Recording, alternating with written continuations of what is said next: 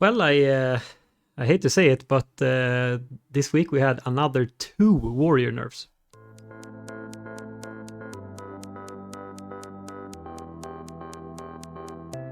I mean, Warriors probably deserved more nerfs, no? Yeah, I mean, I knew that like when they announced buffs that it must have been a mistake, and surely they were gonna fix that right away. Well, I'm gathering that they're not of any significance, right? No, I mean, so I guess even though I said 2, there was technically even a third nerf, but that was more like they accidentally. I don't know how that really happened, but they buffed Mortal Strike by 30% instead of 15, and then they just reverted that pretty much right away. But then, yeah, there were actually 2 real slash fake nerfs, depending how you look at it, I guess. One of them was this weird thing where they said that they were gonna buff execute by 10%, but then they changed it to 7%. But that actually turned out to be super weird, which was that like arms and prot actually got 10%, and fury got some other number, which was not at all 7%. It was like 5.75%. So I don't know, it was very, very strange. This is very confusing. They should probably just nerf Warrior again. Yeah. Just to be safe, you know? Yeah, but that's actually what they then did 2 days later or 3 days later when they nerfed Warlord's Torment, which was a bug fix that's been in there since the beta. I always love when they find a bug, or I guess maybe they just finally understand how to solve it, and then they just indirectly nerf or buff something just to fix the bug, even though there wasn't really an issue, you know? Yeah. Yeah. I mean, luckily at this point it didn't really change anything because, I mean, was it like the whole thing was just meaningless. It doesn't really affect anything. But it's just such it's such a weird thing where like, you know, they've updated the tooltip, but they haven't updated the underlying logic, you know? Yeah. And this stuff happened. Like, do you remember in was it Shadowlands? Like in the beginning when like I don't know if it was all Demon Hunters or only Vengeance, but at least Vengeance Demon Hunters, they had something that made them take like Way less magic damage. yeah, I don't know how much it was. Like Yeah. it was either 5 or 10% or whatever less than they were supposed to take because they had the bonus twice or something. Yeah. And they never noticed, right? And the only reason it was got noticed was that someone at some point like was just saying like, "Hello, wait, I've looked at the logs, compared these things. This is not like this isn't lining up," you know? But they did fix it when someone noticed, right? And then they got significantly worse. Or? Yeah, but they were also at that point that was kind of good because at that point they were like the dominant tank. So Yeah, but Shadowlands Season 1 was so scuffed because I remember it like, yes, they were the dominant tank, but they were pretty much the tank that was the least shit. Like every tank had to like kite and do weird shenanigans. yeah, And they just happened to be, I guess, due to the bug, the most tanky, so they were played. yeah, and also pretty good at at kiting, right? Because they can leap away and stuff, or like whatever it's called, their infernal strike or whatever. Yeah. Okay, so do you wanna recap the week? Yeah. So as I'm not promised, maybe it wasn't the word, but as we very strongly predicted last time, we have both killed Queen at this point.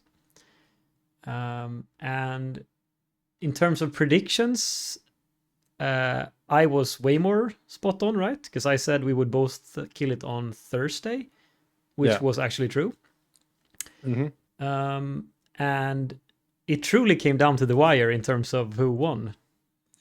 Yeah, we killed it like 30 minutes, 60 minutes before you. I don't know. Yeah, something like that. And the world ranks were 49 versus 50. We were like, you know, there was no guild in between us that killed it. Yeah. So it's very, very close. Yeah, I wanna be proud, but we do raid more. I don't know how many days it landed on though, since you had 4 the first week, the first 2 weeks, and then you ended up catching up by 1 raid. So I think we had like 2 weeks of 1 more raid. Does that sound right? Yes, I think maybe the easiest way we can look at it would be we could have counted the days ahead of time, but I think at this point would be a bit hard. But we could actually, something that I didn't think about before to pull up, but we could pull up the pull counts for all the bosses. Could be interesting to compare throughout the tier just to check how we were doing. So I'll pull that up while we're talking. But yeah, I mean, I think so from your guild's perspective, I think world rank 49 or 49 on WoW Progress, which doesn't include the Chinese guilds. So I guess it's something else on Raider.io. I don't know why, but like I feel like most guilds usually just always looked on WoW Progress, right? Even though technically you should look on Raider.io probably. I honestly think it started with there was only WoW Progress, or like it was the biggest site before, and now it just feels bad to look in IO and you have a worse rank, you know? Kind of, yeah. And then also you're sort of affected by people that are so, like you feel very disconnected from the Asian servers. Obviously, we still watch NA streamers and NA people, and it doesn't. They're not alien, you know. Yeah, exactly. But also Yeah. like you know the like what was it like for a year or something prior to this tier, there was no there was no Chinese guilds at all, right? So the rankings were the same anyway. So it just became a problem again now when they were actually back, right? Well, aren't the other like the Taiwanese or something servers there?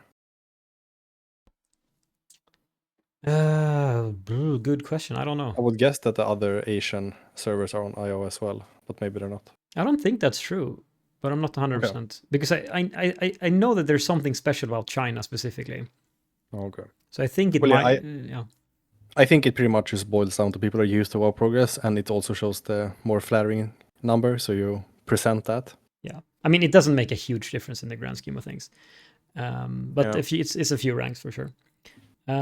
But yeah, so I guess maybe before we dive into each of the things, I guess if we just like have a general sense of like how that felt for the tier. So going in, world rank 49 for your guild, that's okay, right? That's pretty much where you've been before, I believe, right? I think so. I think it's been the same. I think we've had the same world rank for Dragonflight at least. Yeah, Or and like the same-ish, yeah. yeah, and I mean I'm looking at your 53 last tier, 57, 49. So yeah, you're back at exactly where you were on Rastogath, and so yeah, I mean that seems pretty much expected. And you haven't really improved. You've been, or I mean, it's been the same, right? Pretty much Yeah. throughout the, and then I think if you look at my guild and you just look back one tier, it probably looks pretty bad because last year my guild was world rank 28. But if we disregard that, which I think was a bit of an outlier for a few reasons, I think, yeah, I think probably a number of different reasons. I don't know. Obviously, I didn't really play with them or at all, of course. So I don't know, but I think there were a number of circumstances that changed it. But if you look back, before that, this world rank 50 now was actually the best the guild has ever had, apart from the Farak kill. Being pretty close to, so Sarkareth was 51 and Ras was 59, and prior to that it was even higher, like Jailer was 69, etc. So it wasn't that bad of a tier after all, even though at least for me I felt like we could have done better, let's say. Yeah, but that's a good thing though, right? Like you want to feel like you can do better. Yeah, for sure. And one last thing I wanted to say here, which I feel it's a bit awkward, but it is what it is. Or it feels like a kind of a crappy spot to be in, and I don't know if it's because of the nerf to the raid or because of the stacking buff or because of something else. But the difference between being world rank 50, or I think even world rank 60, and being world rank 30 was like 3 days. Yeah. Which I was gonna say that. Yeah. Yeah. I don't know how common that is, but it does really come down to like hours almost in this clump of progression. Like, let's say the circumstances hasn't changed for your guild. Like, let's say you're exactly the same guild. It's not like last year you could have just killed the boss one day too early, so to speak. Like you have a very good night, and this raid you could have just killed the boss one raid day too late. So it's only a difference of one. Or if you can kill the boss on any of 3 days, that's the difference between world rank 30 and 50 where you are, right? Yeah, exactly. And I think especially like it gets there's this awkward thing where I guess it's very, very beneficial to raid a lot in the early part of the week because you get By like the end gear of and the progress, yeah. by the end of progress, yes. Yeah. So, or yeah, what I was gonna say was that my guild in general doesn't do that, right? Because we raid Wednesday, Sunday, Monday, and now as we discussed last time, we actually had a weird thing because we basically aren't gonna raid for like the entirety of next week except for the Tuesday, which isn't even usually a raid day for us. And so we had to move back to raids, which ended up meaning that we did raid on the Tuesday and then on the Thursday when we actually killed the boss. But had we not done that, and assuming we would have killed it in the same number of days, we would have probably lost like 10, 15 world ranks just from killing it later in the same week, you know, in the same number of raids. And that feels a bit.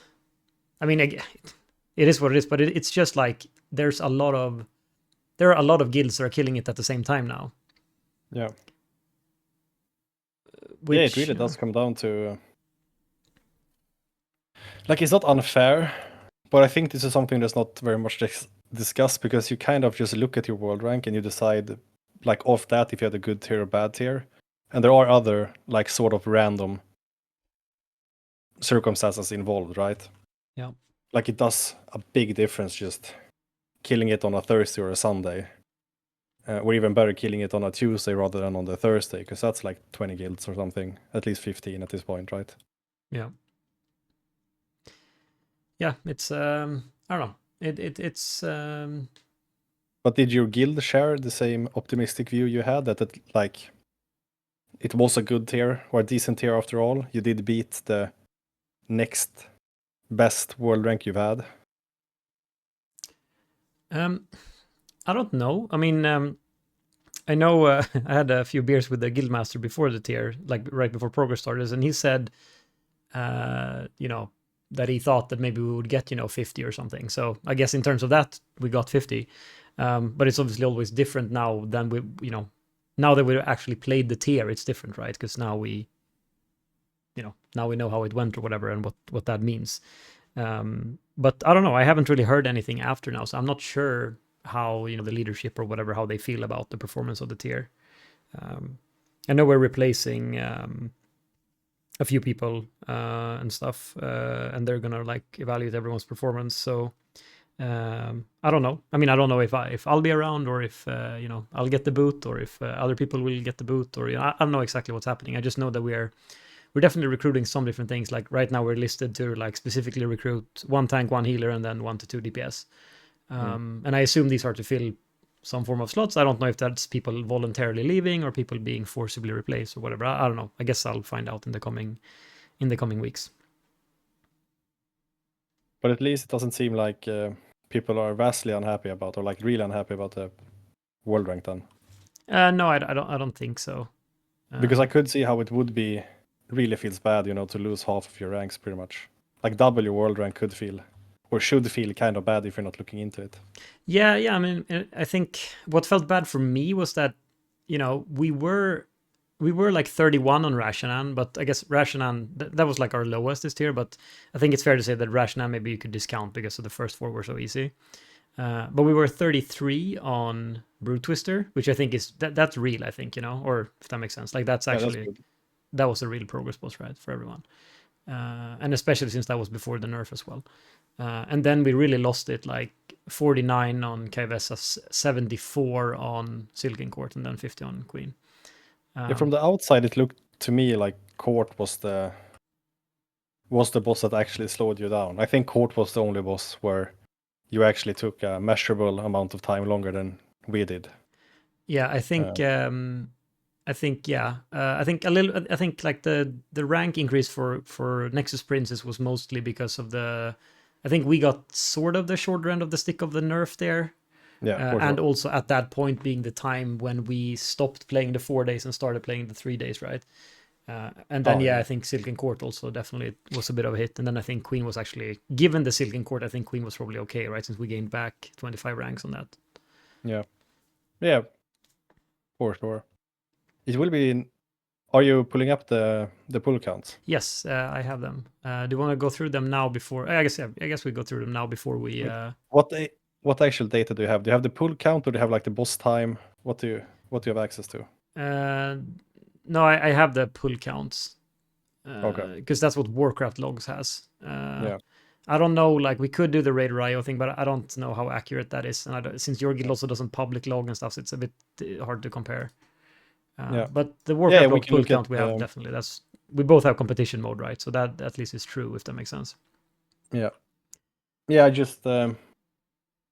I would have preferred if we had time spent on boss, because I think that's like the most honest measurement, right? Yeah, Like if you're only interested in how fast did you kill the boss, pulls can be slightly misleading, but there shouldn't be any major differences. yeah. I think on the early bosses, it's a bit like the more pulls you do, the more that type of thing evens out. I would guess. Yeah. But yeah. Yeah, to some extent.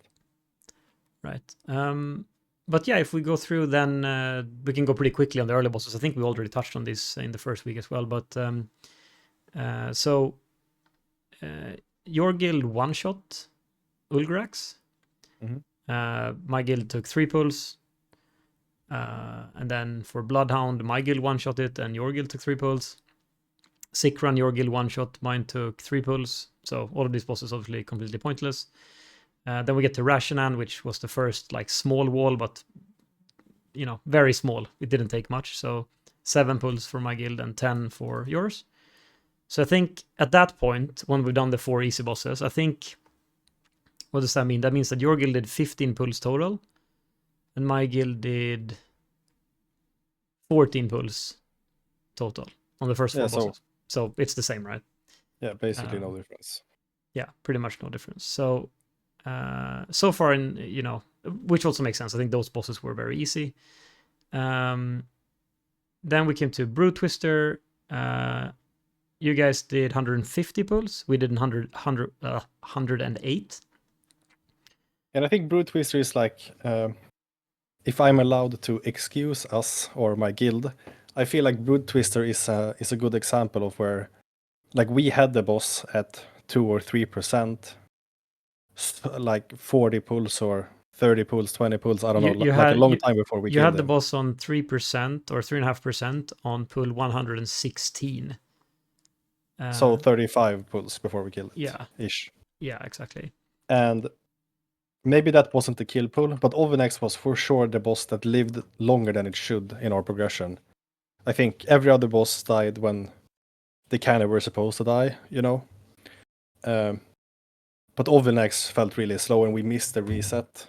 Like, we didn't kill it and you killed it, but we ended up not getting punished because they nerfed it, and you guys ended up getting indirectly punished, or your lead got taken away since they nerfed both Kivessa and Ovenex. Yeah. So like that point ended up, I would say, not mattering due to pure RNG. Kind of, yeah, exactly. So what's the difference on Kivessa then? Yeah, so I just wanted to actually... And here you're inflated as well, right? Because you pulled the boss with it being oh, yeah, yeah. That's true also, yeah. Yeah, I just wanted to mention one thing here, because I think like Brew Twister is like at least somewhat of a... Or no, wait, maybe that becomes weird because we kill them 2 different weeks. But I was going to say, like, if we could compare the eye level, just because it was interesting to see throughout the tier how that changed with you doing 3 splits and us just doing the 2. But I guess it's a bit hard to compare now, because actually we killed obviously Brew Twister in a different week than you did, right? So yeah. Maybe that's hard. But we actually, even though you killed it the week after us, or I mean, it's only days after, but it's after the reset, right? So that gives you more gear right away. And we still had 0.2 eye level higher on our But I kill. think the eye level is a bit... I think you got an edge with the BOE farming. You did more of than we did, as far as I can tell. But that was late. That was later, right? That wasn't on... No. That was after we killed... Oh, no, it was before Brew Twister. Or was it? Yeah. Yes, it was before you killed Brew Twister, I think. Okay. Or it was possible to start at least. Yeah, it was actually, yeah. But I think our guild are very, very, very open to swapping to alts and other specs and trying to optimize the boss fight in our mind. So I think some of the eye level discrepancy, I think, can be equated to us just swapping one character quite often. Like Ovenex was for example, on one raid night on a Tuesday or a Monday, I can't remember. On a Wednesday we didn't have a blood DK, and on Thursday we had a blood DK, and that same blood DK was level 70 when the raid ended on Wednesday. Yeah. It should be said though that there's no one in your raid that doesn't have at least 2 eye level higher than what one of our blood DKs had. So yeah, that I don't know. Maybe So- it's supposed to be we then. yeah, it could be. Yeah, because I think the only 2 swaps we made was we did the blood DK swap and one frost DK swap, like that were alts, if that makes sense. But yeah, we don't have to dig into much of that. But yeah, if we move on to next Princess, then yeah, I mean, again, as you said, like the pull counts here, I think are a little bit hard to compare because we obviously pulled the boss like 80 times or something pre-nerf, right? But yeah, we did it in 114 pulls, and you guys did it in 89. Okay, but that's I would say that has to be the same, or you guys did it in fewer, like effectively fewer pulls. But it's hard to quantify how much you gain from pulling a boss for an evening or whatever you had on it when it's in a more difficult state. Like obviously it gives you something. Yeah, I mean, so Do we just want to say it's kind of even, or do you feel like we did a worse job than you guys? I mean, Can you see on the yeah, I graph? can see on the graph. I can tell you something, right? So Yeah. I think that it was clear that the boss was significantly harder because you guys got to 46% on pull 13. And the first time we ever broke the 50% mark was on pull 79. So Okay. So how many pulls did you do into the nerfed boss? I think 85 or 89 or something. Okay. So either we just played really shit at the start of the fight but as I can see on the graph, you guys very quickly broke into like, sub 50% or whatever, but it took us like 75% of our total pull count before we ever broke 50%. Whereas you guys did it almost immediately in like 15% of your pull count. But do you have any indication, or do you know if you guys called wipes really with like 3 people dead, or like could there be a strategy difference? I mean, I think maybe.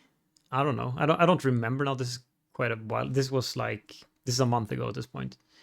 Do you remember how you generally tackle it on like Ansurek? Like 100 pulls in and 3 people died in P1.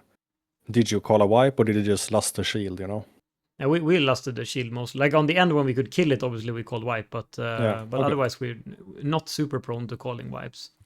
Yeah, because I feel like we're not either. Like not in an extreme way, but I feel like we at the first half of the pulls or something even more, we're just playing as long as we can, pretty much. Yeah. I think it's possible that my guild probably called more wipes on Nexus Princess, but not to like an extreme amount, I think. Okay. But what's your verdict then on Kevessa? Who do you think did a better job? If you had to guess. I mean, it's very hard to say, but like, yeah, because it's so hard to. I mean, first of all, I didn't even play the boss, but it's so hard to say because obviously we killed it in like 30 pulls after the nerf, right? But obviously we had a lot of help from the pulls we did before. But it's very hard to gauge how big of a nerf that was. But I think it was a pretty big nerf. So it was a pretty big nerf, and I think the one thing speaking in your guys' favor, or like how you played the boss beside the tank thing, which I guess you didn't one tank either way, right? Or did you? Yes, we did from the start. Okay. Maybe that's also a weird thing, but yeah, we one tanked it from the start. And that may have also increased the number of pulls. Because we pulled it before we knew that there were nerfs coming, right? So we had to we didn't have to one tank it, but we did one tank it initially. And that might I th- that might have increased the difficulty a lot, I guess. Can you quickly go and check Northern Skies pull count on that boss? Because I think they're a good example of a guild that got to the boss in the unnerfed state, and they just sent 2 tank from the start, committing to a boss nerf, like before information. Right. So Sure. I think they're a pretty good guild, but they could probably be a good comparison to you guys. Yeah, I think it's pretty clear that the nerf was pretty significant because they have a similar thing here where they also had 122 pulls. Yeah. Again, I don't know how many they did pre-nerf here, but it's pretty much the same. It's slightly more than we had. But again, they actually killed it 4 days before us. But their first 50%, first time they break 50% is after 48 pulls. Yeah, okay. So I think even though they did probably the easier strat of having 2 tanks, it was still. I think the thing is, I think the healing part of that fight was so hard when we reached it. Like I think our healers had. I heard them saying like it's one of the hardest like healing fights, that they've done at that point. And if I remember correctly, like the numbers on those nerfs were absolutely huge, right? They were reduced like ability damage from like 25% or something, right? Yeah. Yeah. I never got to pull the boss unnerfed, but the number changes in regards to relevant to healing the fighter taking damage was really big. Like you would have felt it for sure. Yeah. And we also had the opportunity of we 5 healed the fight. Did you guys swap to 5 heal? No, we actually got a bit burned by that. So we did try to go to 5 heal for a bit on like in the post nerf state, if that makes sense. Yeah. But that ended up just not working out, and then we had to go back and we just did the 4. And then we ended up going back and trying it again on the reclear the week after, and then we got burned by it again and had to go back to 4. So yeah, that wasn't good in general for us. Yeah, I don't think either strategy was necessarily better. I think we talked about this at the time, but I've just learned from my own experience that like when you have the option to overheal and it's plausible to do, like it seems to be the better option. But I think that's also a skill check, right? And a lot of people don't realize that it's not necessarily only a healer skill check. It is for sure, but under healing a fight or healing with less throughput puts way more demand on the DPS as well. Like you have to properly play the defensive game correctly, Yeah, so I think the interesting thing here was that like we seemingly didn't really have the DPS to do 5. Like we could do 5 if everyone lived, that was fine. But we couldn't even on like the reset after we killed it on the first reclear, we couldn't kill it with 5 if we had people dead for like a minute or 30 seconds or whatever, So we had to have everyone alive, or being able to be res or anked or whatever.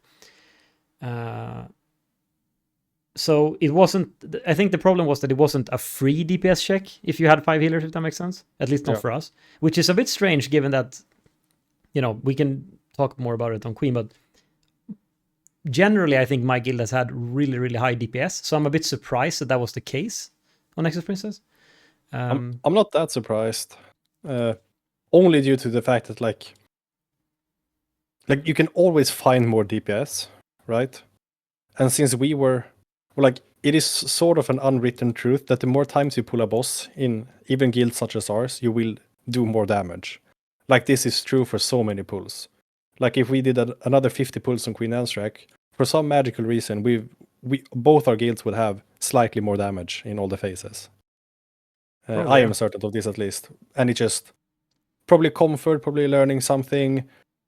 I don't know why, but that's just how it is. And there is a bit of a difference when you're also aware that you're facing a check. Like when we committed to 5 heal, we knew that the DPS was going to be the tight point. So we pretty much had our entire progression, we were aware that we were facing a tight DPS check. So I think that surely must contribute like to how well you develop your DPS on the fight, right? Yeah, I mean, like you guys probably said it's fine, the DPS check is fine, we just need to focus on living, like, Yeah, it might definitely be like that type of like a mentality thing, I guess, that where, everyone just thought like, if I just live, we're all good, and that was true on 4 heal, but it wasn't true on 5 heal. And our mentality, like I think we had very reasonable, but some deaths were due to like melee trying to grid uptime and stuff like that, you know, like not running out all the way or staying in for most of the time with the charge debuff, you know, and then trying to like leap out and necessary stuff when you are overhealing. Right. But yeah, I think after looking at, you know, Northern Sky as well and seeing that they had similar very, very hard time in the start, throwing a lot of pulls, I'm gonna say that I think that my guild probably did a better job then on this boss, but I don't know. It's very hard to say because it's also like the reason the pull count, like the reason we had the time to do so many pulls before the nerf was that pre-nerf the pulls were very short, right? Because you got like absolutely destroyed right away. So I don't know. You know what? I'll call it a tie. I think that's fair. Okay. Not that it even needed to be a competition in the first place, but no, I was just wondering what you felt, because I think at least the boss stayed. Like, it is a very repetitive boss, right? When you played through the first intermission, you played through the entire fight pretty much. Like, there's a slight technical difference in how the patterns move in intermission, and in the last intermission, you just take a bit more damage. But it's a very honest fight to progress in one way, right?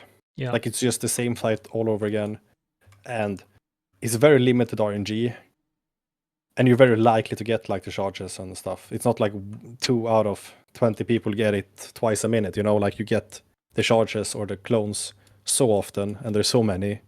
So there's no real reason to not know where to go. If you compare it to like do the last egg set of Ovenax, it's very awkward if you haven't done it. Right, yeah. And that's, I feel like, more of a skill expression. And maybe that's why we lagged a bit more behind, or we couldn't finish out the boss, you know? Yeah, it could be, yeah, for sure. Yeah. Should we or wait, actually, here we can say, here's maybe a bit easier way of comparing the eye level, interestingly, because this boss we killed on the same day. You guys killed it like 1.5 hours later, but it was on the same day, so it would be comparable. But interestingly here, you guys had pulled ahead in eye level, apparently, on this boss. I don't know why, but apparently that was the case. You were 0.3 eye level higher at this point now. So I don't know. Maybe it was just with the characters we had in or something. I don't know. It was a bit strange. And then, yeah, if we move on to take a look at court, here we were very similar pull counts. My guild had 184, you guys had 176. So I think, like, in the grand scheme of things, it's pretty much the same. I think you guys, I might be misremembering, but I am pretty sure you guys spend more time on court. But you guys had way more deep pulls as well. Like, you wiped in the last phase more than we did, as far as I know. Yeah, so I think there's two things to that. I think it felt like, probably like it took us longer because you have to remember that you raided, like, at this point in the tier, you guys always raided one more day per week than we did all the time, right? So it may have been more dragged out for us, if that makes sense, right? Yeah. Like, from the first day we pulled court to the last day we pulled court, that was definitely a longer time than it was for you guys, like, in terms of real days, if that makes sense. But you are correct in the whole thing on the end there. So basically, like, on the end of the fight, you guys pretty much killed it. Like, you had a wipe on 2%, and then you killed it. Okay. But we had and like that was the first time you ever got below, like, let's say 12%. When you got like to 1.96%, then you killed it. But my guild had a lot of pulls like that. So we had like 7%, 9%, 5%, 0%. Plus we also had a number of more of those like low pulls as well. So, like, comparatively, in the Warcraft logs lingo, we had 3 orange pulls, you had 1, and we had like 6 purple pulls, and you had 3. So you guys definitely sort of executed the boss better, if that makes sense, on the end. Like, you finished it off, right? Which on that fight, I guess it comes down to if you beat the last dispel or not. But we had 3 wipes that were purely just straight up wiping on the last dispel. And I guess you only had 1. I think we had 2. I think the boss percent might be misleading because we got to the end of the fight a couple of times, but I guess more sloppily, like with the boss on a higher HP. Yeah, it must be because we wiped on that dispel on 5%, and your best pull apart from that 2% was a 12%. So I guess it could have been that you sloppily got there on 12%, for example, right? Yeah, I would say so. And like how fast you wipe to the dispel, sort of, or the charge, I guess. Maybe we wiped to the charge a bit because I do know that we had issues with the dispel. I would say we had at least two wipes just due to the last dispel not being handled properly. But maybe that's just the 2. Maybe that's the 12% and the 2%. I'm not sure. But it felt to me like we had problems. Yeah.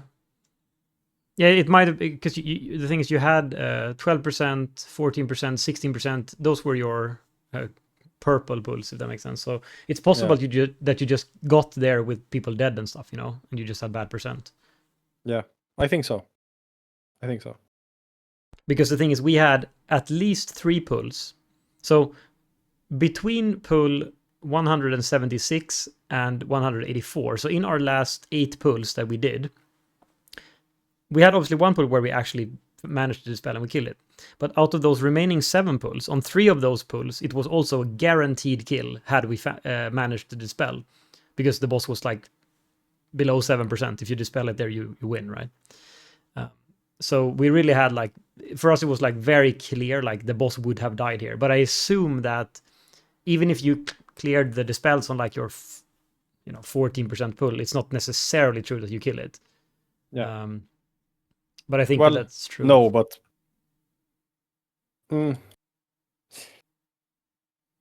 yeah, I guess not. Maybe I don't remember the boss HP, like the requirement, so to say.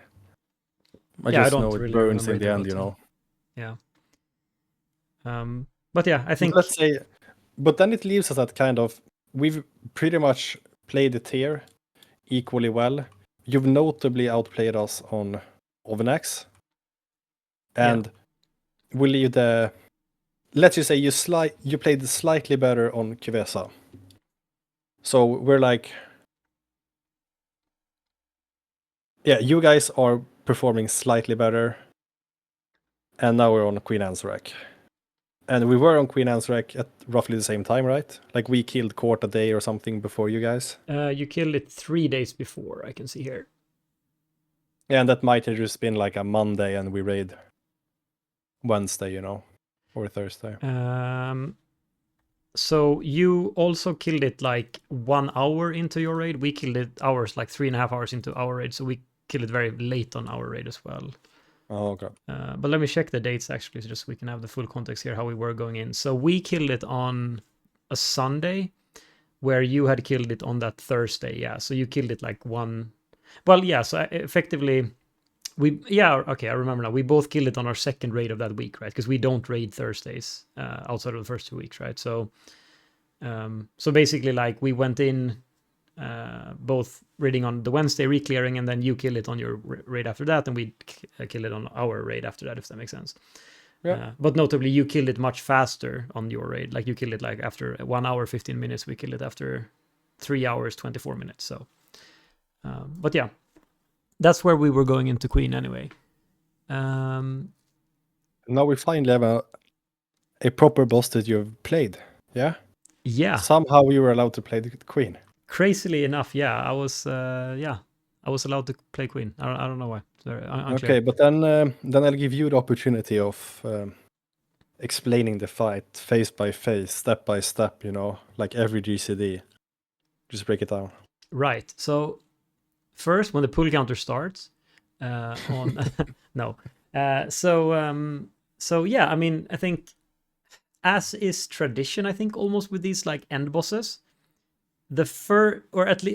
at least for guilds like on our level or even below us, the way it always feels like it works out is that the first phase is where you like have the vast majority of your wipes, both in terms of like at the start it takes quite a long time to get out of the phase, but also like you'll always continuously wipe there, and then it almost gets easier the longer you go, kind of, and the last phase is never tight. I feel like is how the end bosses work out. Whereas in the race to world first, the last phase is always super tight. Yeah. The last phase recently I've had like for the most part I've had like some difficult component to it, like one breaking point mechanic. I think the only outlier is Rustaget, where I can't think of anything difficult at all mechanically in the last fight or in the last phase. Yeah. But other than that, like you have well, I guess Abrus, Sarkret didn't have like a specific thing in P3 that was super difficult. Maybe all the knocks, like the positioning requirement of sorting the dispel. No, By the but end, it's like a clear I point. think the thing is that I think there's two things going on here. So first of all, obviously, like the raid is like kind of tuned for, you know, like they have way worse gear, right? Yeah. I mean, this year we had also outside of the gear we had the buff. It was same last year. You had the head enchant or whatever, but notably also because you can always because of the extra gear and potentially nerfs, you can cut the last phase a bit short. Usually what ends up happening is that Blizzard designs like one final overlap that is basically a wipe for any other guild reaching it. Yeah. But Liquid, Echo, whatever, they play one more set of mechanics at the end of each fight. Not each fight, but each end boss. It was the same here, and it was the same on Firak, and I think it was the same on Sarkrat, whatever. There's a point at the end of the fight where like every mechanic almost happens at once. So obviously on Queen Ansurek, it's the 17 pickups or something, I think it is, that you do. You 11. pick up 11. Oh yeah, 11, but then you have 11 or people 12. debuffed, so you can only pick from like almost no one, right? Yeah. Exactly. And it's same on Firak, where you have a lot of those things and then a bunch of overlaps and shit, right? But that never happens to us. That never happens even to like top 20 guilds. This only happens for like the top, I don't know, 5, 10 guilds or something, depending on the tier. Very little. Very few guilds. Yeah. I agree, and my point was gonna be in regards to guilds like ours, where the last phase is for sure easier than the first phase, but I feel like there is a mechanic, or there is a point for us as well that is difficult. It's just not as difficult as the race to world first overlap. So like on Queen, you have to get through the second essences, the second portal, which is a lot easier than the third, but that's still like the wipe point, right? If we make it through there, the boss dies. And I guess if you're Rock, you can just, like, the bombs themselves are somewhat difficult. They have some overlaps. We just avoid the last one. Starcraft has some movement requirements that are somewhat difficult, but we skip the last one. I can't think of anything with Rasta yet. I think that maybe just an easy P3 mechanically. Yeah, probably. I mean, that felt like it was more like a soft enrage thing where like you had soaked so many tornadoes or whatever they were called, and you didn't. Oh, I mean, I guess it was just you ran out of space in the race to world first, right? Like the storm or whatever reached the center, but yeah, there was no direct overlap in that sense, but it was more like they actually really fought against the storm, eating the entire room, which never really happened, I guess. Or I guess that could have happened for like many progress guilds. But yeah, it feels like most of the time, at least, the end boss doesn't work out like that, which is a bit unfortunate. But yeah, I mean, if we look back on Queen, then I mean, I think if we go like sort of at least a little bit face by face how we feel about the sort of the fight and how, I guess, how it sort of worked out. I mean, how so if you look at like P1, do you like P1? Do you think it's a good phase, or do you think that it's, would you have changed something? I think P1 is well, I probably would have changed something, but I'm not that clever. I feel like P1 is great. I know I've heard a lot of people being unhappy with it. I'm not sure why. Like, I don't have any specific reason why they would be unhappy about it. But I play I not only play a ranged, I play an evoker, right? So I think it's noteworthy that movement is not a mechanic for me. Yeah. But all in all, I do like, my favorite part about end bosses is the coordinated movement. Like you're moving to points that aren't obvious, like you have to learn how to position yourself throughout the fight. And I think P1 is a very good example of that. And it's a more fun example than like Sarkarat, where you're just perma running away from something. So all in all, I feel like P1 was great. The only bad things I'd have to say about it are like the bugs, the DCs and stuff, which I guess coincidentally just started happening on the last boss for us. Yeah, I think there were a lot of bugs for the previous bosses, but they all came in with the anniversary patch as well. So I think that we never really played them because at that point we were just doing Queen. But yeah, there were apparently a bunch of other weird bugs as well. Yeah, there were a lot of things. I guess we can do a slight tangent on this whole bugs thing here before we move on, because I guess P1. Yeah, because that's the only.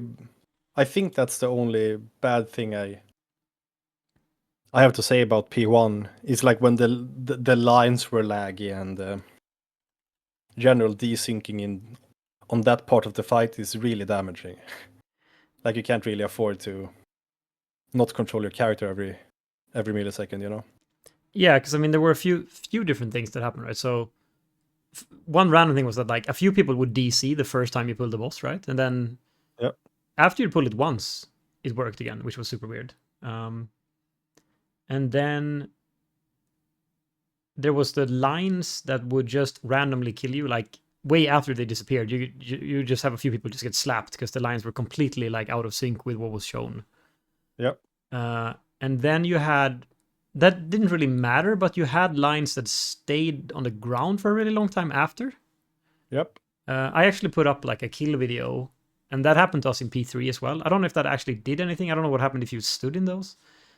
I ran through those several times because for some reason it usually happened when I was going to pop the cyst. And I haven't died to it at least. Like I've seen people die to nothing on the ground, but I haven't seen anyone die from a fake line, so to say. Yeah, and I think it, at least when I think about it, I think it was almost always the last one as well. So usually you weren't really crammed into that one, if that makes sense. But yeah. So that stuff happened, and then there was also a bunch of like class bugs that happened. Like Elemental got really OP for a week, I think, or something.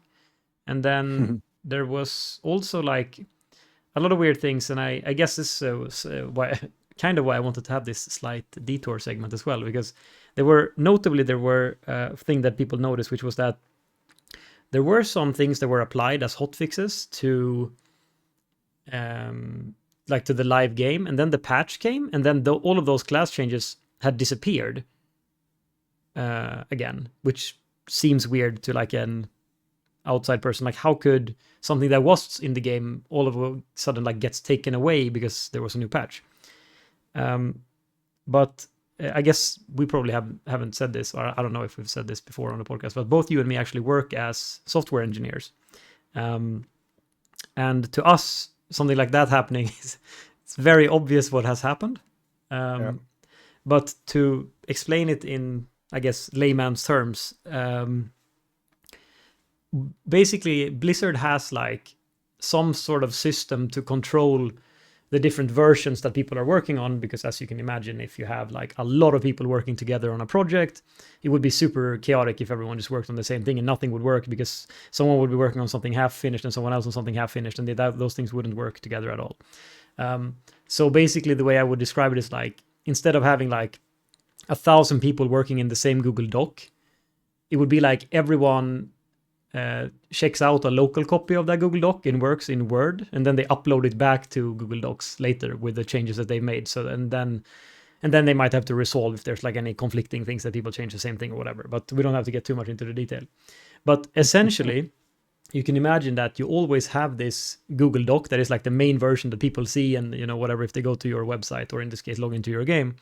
But you might have like a bunch of people have different versions that they checked out and they've been working on, and they've added like a thing. So for example, something like this, they've added this stuff, right? And then when something like this happens, oh yeah, we want to add these hot fixes. Then they just push that to the main document, which is what everyone sees and what everyone is playing, and then it's all well and good and that works. But because when someone started working on that patch that was going to come in, they took like this snapshot at some point in time and they pulled it out and they started working on it, and then they sort of put it back and made that the newer version. But if someone had made some hot fixes to that other version in between, those wouldn't have necessarily gotten added to the newer one. So when people make hot fixes, they usually have to make sure that they add it to any outstanding versions that are elsewhere, if that makes sense. Probably a horrible explanation. It would have probably been a lot easier if I had like been drawing this, but that's why this happens, and that's why it's extremely non-surprising that something happened like that, even though I heard some other content creators be like super surprised how something like this could happen. It's not surprising, but it's I mean, for for being a game developer as well, right? Like you're making many different patches, many different versions of the game. Like it's a bit too newbie of a mistake, to make it through.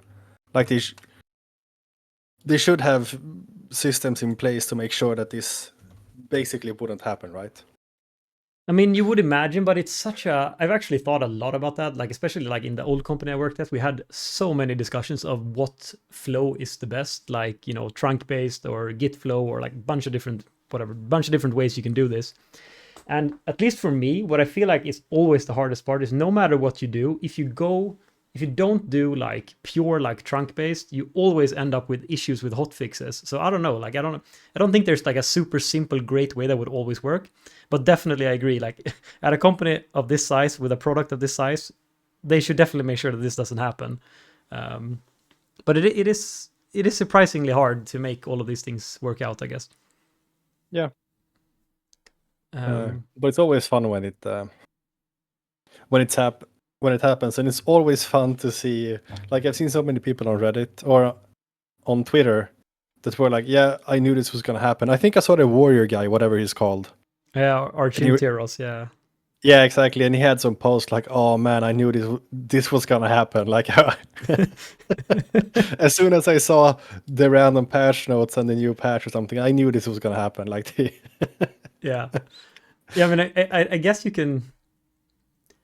Yeah, because I guess the PTR wasn't actually up either, so no one could have tested it. But I guess I don't know if they like can see, because he works at Wowhead, right? I don't know if they've like seen or whatever, if like Blizzard has pushed stuff to to the PTR or whatever in the meantime. So I don't know. I don't know how he could say that he knew that this was going to happen, but yeah, it probably could have been obvious if you saw it. But that's it's a classic mistake at least. Yeah. But yeah, if we circle back maybe to Queen from this long weird tangent about version control systems. Yeah, I think I like Queen P1. I think it's great because it has pretty much all the elements of an end boss I'd like. I think it's probably the least interesting one to heal, because I think Sarkareth was a high throughput check. Furak was a very fun throughput check. I'm just gonna ignore Rastagat as like a really, really bad boss. But all in all, I'm very happy with Queen P1. How about you? I mean, I'm pretty happy. I kind of dislike the way that the bosses work out like this, where like P1 is the hardest kind of thing. That always seems to happen in end bosses for like many years now. But they kind of have to, don't they? Yeah, I guess they do. I don't know. When bosses are this complex or take this many pulls for good guilds, like, oh, I wouldn't want to. Like, it's a bit of a dilemma, right? If you have the last boss being the most pull heavy fight, then you have to ask yourself how far into the fight should it be. And obviously, since Blizzard doesn't, or WoW doesn't have like checkpoints or anything in boss fights, you would kind of have to make the boss fight really short, which wouldn't necessarily have to be a bad thing, but then you limit yourself quite a bit, right? I mean, it's like if if P1 was like, I don't know, was 15% easier or something, and P2 and P3 were slightly harder, doesn't it feel like you could have tuned that? But I guess the problem is like if it's safe, it's like around 250 to 300 pull boss, right? If the first phase is too easy, then the pulls take a really, really long time, right? So I guess that's maybe what they're trying to avoid with this. But it feels a little bit bad to never get to play like a really tight end boss last phase. You know, that's just what I want, basically. Okay. But I guess that's No, not. I really like this design. So I guess because then you have the option to actually like fully min-max a phase, you know? And I do like the sort of uncertainty of the last fight, the last phase being the easier one. And then you sort of more often than not, you haven't quite figured out the phase when you kill it, right? Like it still feels very fresh and scary and hectic, you know? Like P1 you're chilling, you're doing the exact same thing you do every pull, like it's fully minimax, right? You're just in the zone trying not to grief. And then P3 rolls around and you're just hyper focused and looking at the timers, looking at the boss, trying to figure it out. Maybe you've memorized like half the movements, but the other half you haven't. And then you get to the end, last 30 seconds, you've never been there. And it's just, I don't know. It's kind of hype that it's easy enough to still feel unexplored. Does that make sense? Yeah, I guess. I don't know. I mean, it's hard to compare because I don't think we've in a really long time had a boss that worked another way. But I would be interested to see them do something else because I don't know, or just make P1 shorter. I think that would work too. I don't know. Yeah, if they made the first half of the fight shorter, they could make the last half harder because I think that's like the trade-off you have to do. I mean, wouldn't it have been fun to play the last set of overlaps where like, you know, shit goes down in the last phase? Wouldn't that have been fun? No. Well, I don't think it would have been fun to play the last set of overlaps 9.5 minutes into a fight. Because we would have had to play that like 20 times, and that would have added like 100 something pulls to the boss. Yeah, but that could have been 7:30 in instead of 9:30 in, right? As well, if you shorten down P1. Yeah. Yeah, then it's better. Because I think that's my main problem with it's a duration of the fight, and then you have to and it's not that I get unfocused after 9 minutes. I just want to be clear that it's just such a time sink, you know, to have to get to 9 something minutes into the fight to make progression. Now it's more like you have to make it 7.5 minutes into the fight, and then you can actually kill the boss. Like you're sort of done with the progression. You have one overlap left, you know. Yeah, yeah. No, I just I don't know. I think like between 7 and 8, or maybe like around 8 minutes, I think is a good mark for a boss. Yeah. Maybe 7:30 is really good, like for an end boss. But I think what they could cut down and just remove from the fight entirely is these sort of weird intermissions. I think you can think about all the last bosses in Dragonflight and this tier. Like the shield phase does pretty much nothing for non-race to world first guilds. Like the only time you wipe to that phase is in early progression because you had too many deaths, or it's when you start trying to greed out the damage. And it doesn't really feel good to me to sort of, okay, we're going to use these 4 cooldowns here and then save the rest because you just want to have enough damage for the shield. And you're sort of incentivized to play the shield for as long as you can. Like you want it to be slow. And Firak has as well. I mean, there was a mechanically difficult intermission, but they put these sort of weird extra phases in most of the end bosses that I guess to me would be the thing you'd replace. I mean, if you take away the intermission in this fight, or you take away it on Fyrak, aren't those fights just 100% just better? They're like just better. Yeah, I think so. And if you need to add difficulty in some way or a DPS check, you can just sort of integrate it into the fight. I don't think it's worth for them to add time to add mechanics, you know? Like if they want to increase the complexity, just increase the complexity without adding time. Because time is the culprit. Yeah. And it's also awkward because all of those things become like weird binary checks for no reason as well. Because if the intermission wasn't there, you could start doing P2 with 15 people, with 17 Yeah, people, and just start trying it. But you're not. But the exactly. thing is, if you're 15 people, you're not breaking the shield, so you don't get to try it. You only get to try P2 when you have everyone, pretty much, right? Or most people. But more than that, yeah, that's true for sure. But I feel like more than that, it is the worst points in the fights to wipe on, because you have more wipes in the intermission when you're trying to just min-max the DPS. And by min-max the DPS, I mean you're trying to remove damage from the shield, right? You're Yeah. removing cooldowns from it. And that's not to... That doesn't feel good to me. Stop DPS never feels fun, basically, I think is the... It's just... Yeah, and it's not like stopping into something very specific. Like you're not holding it for something in 10 seconds that you need to pop, right? Like you're just holding it to have more cooldowns in P2 or for the rest of the fight. And it's just, I don't know, it doesn't feel good. I think that's the part they should look at. Yeah. Yeah, for sure. I agree. And I guess like the reason why they have the intermission is because that's how it makes sense with the space denial of the fight, right? But they could have just made that differently. They could have just made it so that you could run out of space in P1 instead. Yeah, and that would have been just as fine, right? Yeah.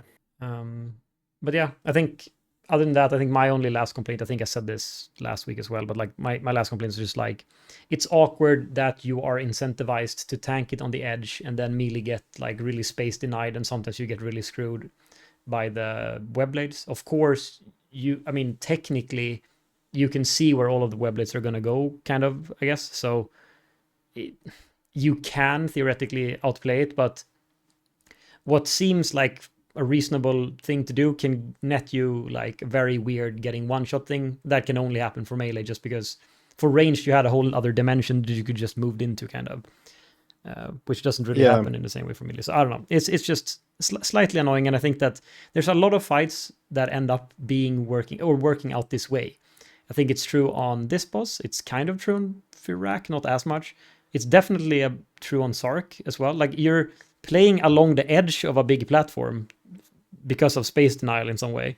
And it would be fun to have a boss that just doesn't have a very strict edge, you know? Okay. I don't know if we could make that work somehow. I do agree with you, but let me be... I kind of agree, but let me be the devil's advocate here, okay? Yeah, sure. So, doesn't Blizzard in some way have to make movement very punishing for melee in comparison to range that has to manage movement on a much larger scale by their own hand, you know? So a range player on bosses like this has to pre-move into random spots, and then they have to find their DPS through it. Meanwhile, melee are just connected to the boss, so I feel like a very reasonable thing to do could be to try and push melee off the boss or make it hard for them to have uptime in some way. It seems like it's often done in a way where you die to something on the ground if you're trying to greed. But yeah, but they need to add some sort of something to make it more interesting or as difficult, so to say. Yeah, but I think that I agree with that sort of idea, but I think that the way it is executed is that, like, because that part I don't think it doesn't become awkward for me when I have to dodge out of melee.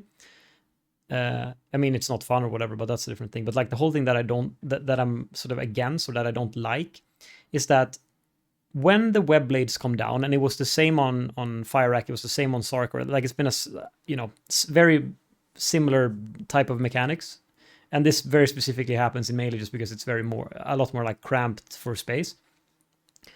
But basically what would happen if we take the Queen as an example, is like you see the lines spawn from one web blade, and then your initial reaction will be at this point, okay, obviously I know I will be safe if I heroic leap out 40 yards from the boss at this point, right? But obviously that's not what you're going to do. What you're going to do is you're going to say, okay, so now I can see here that if I move towards this place here or whatever, I'll be safe for now. And then you see another set, and then you move somewhere, and you just kind of keep doing that for like 3 or 4 or whatever, how many things spawn, and you just kind of move like that. But what becomes super awkward that I feel like happens a lot, and it happened on this fight, and it happened on other fights as well, like with blazes and stuff, is that because of something happening in the future that I could not predict that this specifically would have happened, I end up in a position where I will die. And the only thing I could have done to prevent that would have been to, in a much, much earlier step, would have been to go like the other direction or something from the start, which I couldn't necessarily have known if that was correct. So basically it becomes like, if I want to be 100% sure here, I have to do a massive like overcorrection and run out 10 yards, 15 yards of melee and just stand and wait, because I know that that is going to be a safe spot or whatever. But what you often sort of get weirdly forced into is like, you dodge, and then comes the fourth mechanic, and now all of a sudden, because of the way that those things lined up to each other, you ended up getting like all of the space that you dodged into got smaller and smaller, and then at that point, when you realize it and when you actually see that happening, there's nothing you can do anymore. It's too late. You've already been boxed in, if that makes sense. And that I think is... Okay, so I guess you're sort of saying that it's not even the skill check it's supposed to be. It's a lot of feels bad randomness, since you're just taking the best decision with the information you're given at the moment, and then you end up in a very bad position. Yeah, exactly. You couldn't have foreseen any different play. And the thing is, like, it's not necessarily even that you take the best decision, but you take a decision that at that point, it seems very much fine to take this decision. Like, it just like, I'm just walking here, I'm walking along the boss, there's big room here, whatever. But then, yeah, you get kind of baited into this trap where that you cannot get out of later. Even though at any time, like if you froze the game at any time step, you necessarily wouldn't have made a different decision. Yeah. And then you still failed. That feels really bad, and I feel like that's a recurring thing that happens a lot on end bosses when they do these type of things. And I don't think that happens very often in ranged. I don't know, maybe I'm wrong here, but I think that specifically happens in melee just because you do make those type of decisions to always dodge in a way where you keep hitting the boss, right? And then that can sometimes happen. Well, I think that happens in range as well, but then when you pause it and when you look at the sequence again, you could have just said, oh, okay, maybe I go left, there's less people left. Right? Yeah. Like, you're doing the exact same thing, but you have very clear options in directions you can go. So I'm sure you've heard like people talking about, oh yeah, you shouldn't move in towards the boss, like move away from the boss. Yeah. So yeah, it's way less of a thing. But let's just say that this is Blizzard trying to even out the difficulty, because I think we can agree that the range DPS gets somewhat of a check, having to do a lot of movement throughout these end bosses and still keeping up with damage and whatnot. And this would be a reasonable thing to try and add some difficulty to the melee as well, because it doesn't feel good for anyone if the fight is perceived a lot differently difficult, right? Yeah. What could you do? Like, what would be... Do you have any good example of how you could make a fight more difficult or more punishing for a melee that doesn't just feel random or bad? Is there an end boss that does this in a good way? So I think, I don't know if I would have liked this either, but one thing you could have done on this boss is that the web blade doesn't one-shot you, it just stuns you. You can still take damage or whatever, but it doesn't one-shot you, because then it would have been way more of a fair trade-off, I think, where you could have said, well, I took this quote-unquote gamble to go in here and dodge towards the boss all the time, but yeah, well, now I got stunned for 3 seconds, so I lost all that advantage or whatever, if that makes sense. But since you now die, it becomes very, very punishing to do that. But you also, the thing is, you also don't have enough DPS for all of your melee DPS to do the quote-unquote super safe thing all the time. You don't have enough DPS to do that, It's not a thing. Yeah, you have to let go of the keyboard and just do the mechanic is such a scuffed. Yeah, exactly. Scuffed take for most part. Yeah.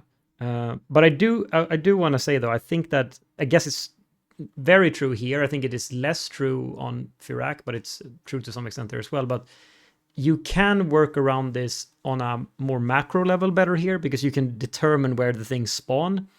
And I think I was the one to say this a lot during our progression, but I think maybe it never really caught on as much. But I tried to say this, but the reason this happens a lot is that if people are not, like, if some people are moving ahead too early, if that makes sense, then they can potentially shoot like web blades that end up coming like at an angle back towards you.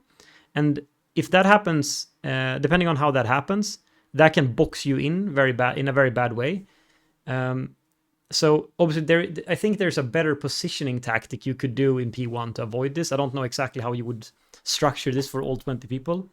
But the thing that most often becomes this death trap for melee is when someone pre-baits, usually like some melee DPS themselves, or it could be a range, but mostly it's a melee player running far ahead. And then you get like a line that comes backwards towards you, but it is too far forward to where you couldn't realistically run past it. Because usually what happens is if everyone's relatively stacked, you just run past the line, and that, if that makes sense, and then you sort of dodge past. But if one of the early lines blocks you so that there's already a boxed area where you can be and you can't move further than that, then you often get locked in between where you are now and that, if that makes sense. Yeah. But who did you say ran ahead? Was it melee or ranged? I think that was mostly like melee people doing that. Some or like evokers, I think, maybe like short range people. But I don't think like the range camp in general, I don't think they were doing this. But I think this mostly happened like from melee people moving ahead, or like short range people moving ahead, or whatever. Yeah. Or like maybe melee healers, I don't know, or some melee DPS. I don't know. I just saw people like slightly ahead of everyone on the boss for no good reason, and I think that made it a lot harder.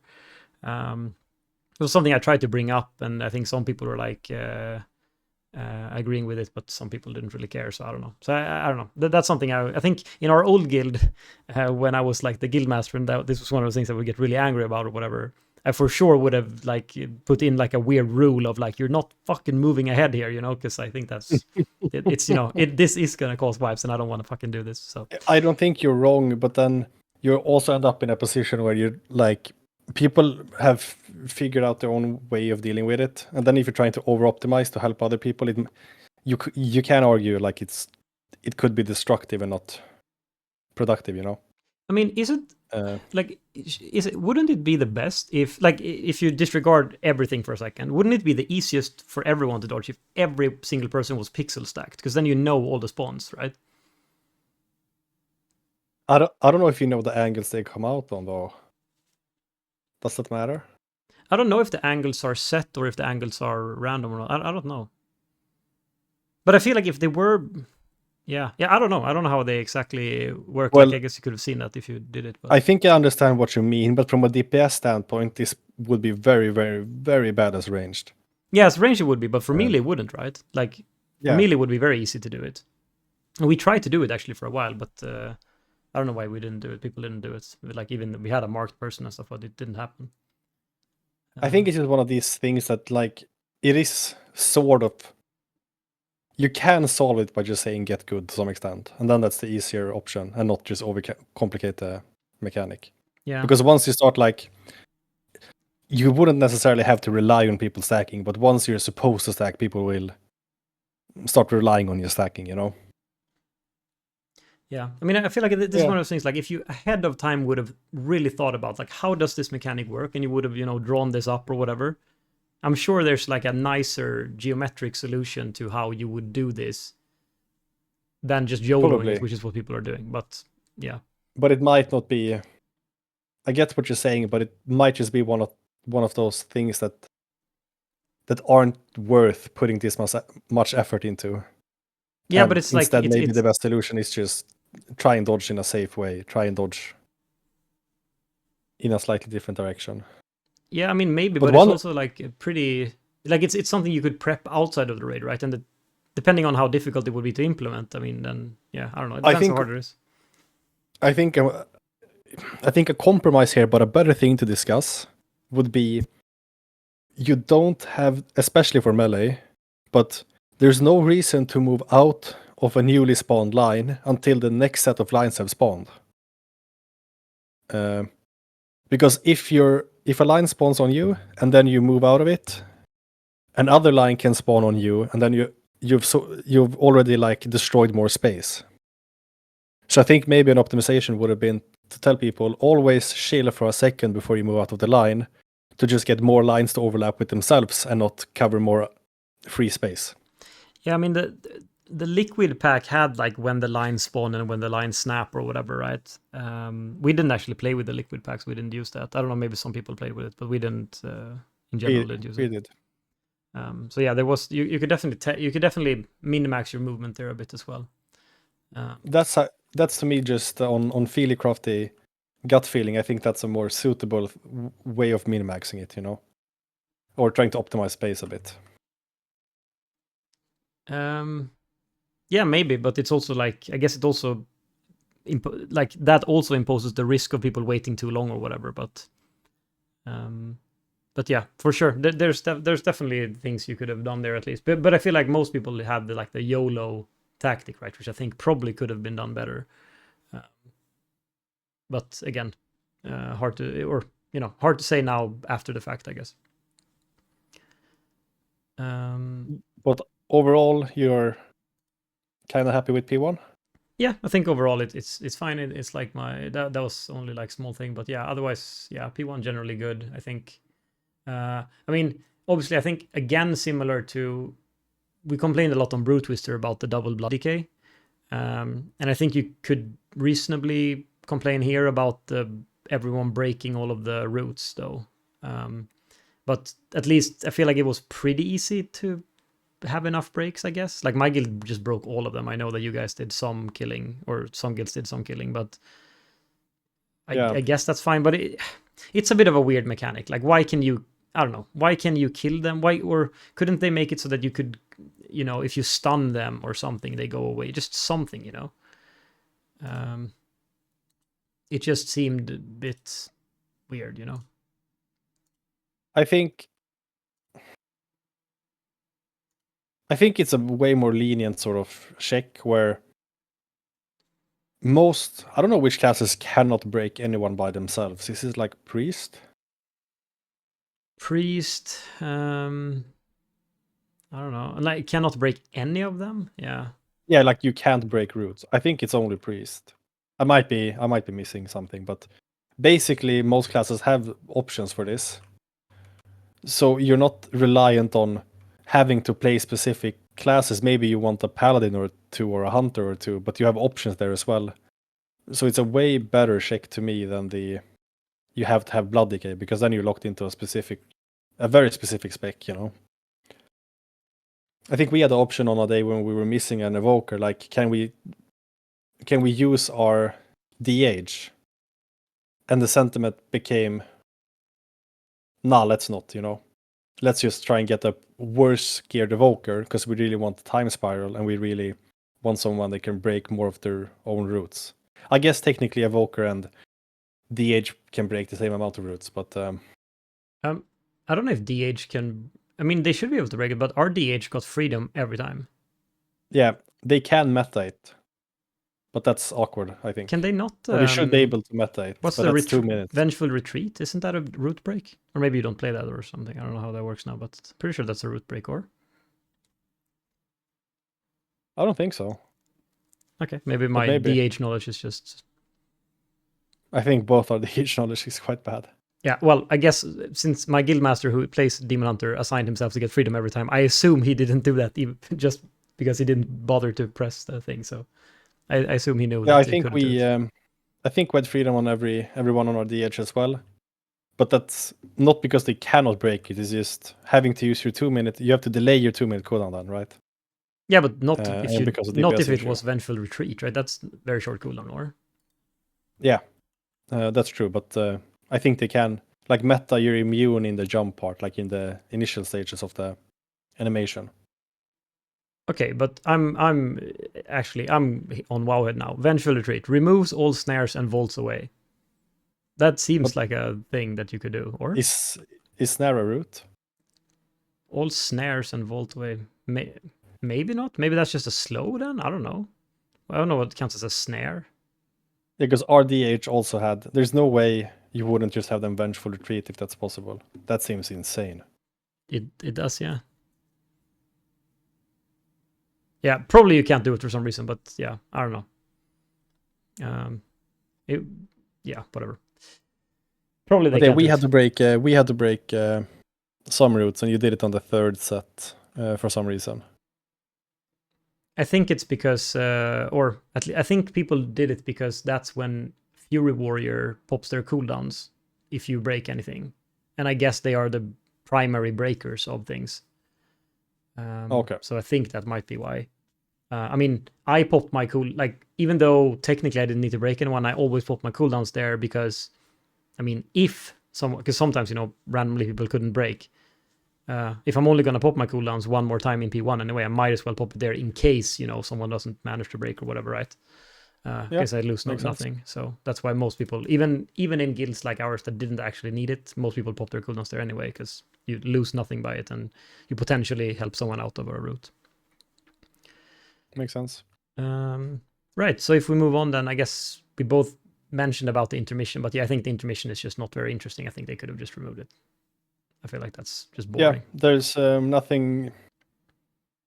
There's nothing interestingly difficult about it. I would assume we've both wiped in intermission quite a few times, but it's never due to anything fun more than a DK forgetting to run, like a melee forgetting to put their thing, their web correctly, or it's someone getting gripped into the boss or someone touching a wave, and it's very frustrating wipe. It doesn't really do anything to the fight. And just because you naturally, like if everyone just, you kind of naturally have the damage to break the shield, and then you sort of pull away cooldowns just to not break it too fast. It's an even added layer of annoyance, I guess. Yeah. And then I even think that the first part into P2, I'm not sure if Warcraft Logs says it's intermission or P2, but once you've broken the shield and you're doing the first set of portal and you're waiting to get knocked up, that to me is also quite a boring part of the fight. Like you also just meaningless wipes. Someone dies to a ball, you have to just make sure that the people taking the portal doesn't walk straight into one, and I guess you do that by either calling that it's safe or unsafe to pass through the portal, or you just have to place all the range on the opposite side, and it's such tiny annoying things you have to do in a very punishing but not very difficult part of the fight, and it's just dragged out by 2 minutes too long. So I think that's the part of the fights that's really uninteresting to me and poorly designed. It's just from when the shield starts to when you get knocked up onto the platforms. Yeah, I agree with that. And it's also, actually, I have a really awkward thing there that happens for me that I don't like, which is that I can, or you will always use one Blade Storm in that phase, and Blade Storm makes you immune to the pull-in. So you would think that you would use that to immune it or whatever, right? And a lot of people do. But the problem is,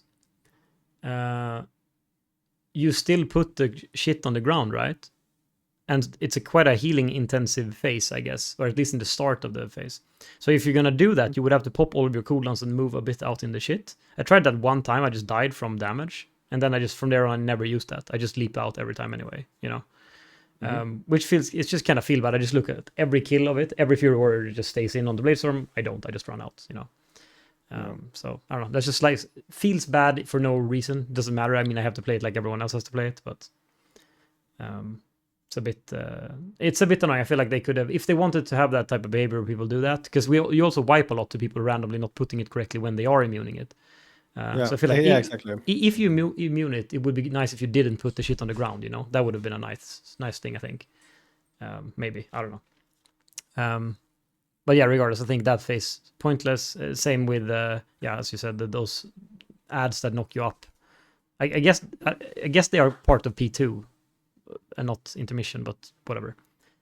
Those first set of ads there feel very pointless also, right? They do nothing. Yeah.